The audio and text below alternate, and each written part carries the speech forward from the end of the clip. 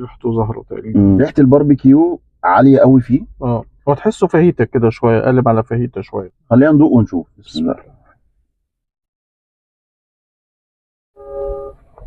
طعم حلو قوي، عجبني عشان الباربيكيو يكون حلو، طعم حلو.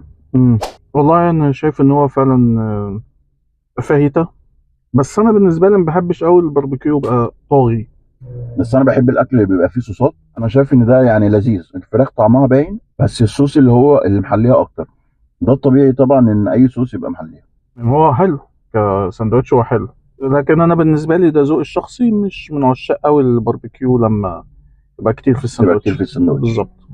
نخش على اللي بعده بقى، يلا بينا. الساندوتش بقى الرابع معانا اللي هو الليتل سماش. ده بيبقى برجر سماش ومعمول فيه صوص وعليه قطعة بصل، مش عارفين بقى من تحت كده هل في حاجة ولا لأ.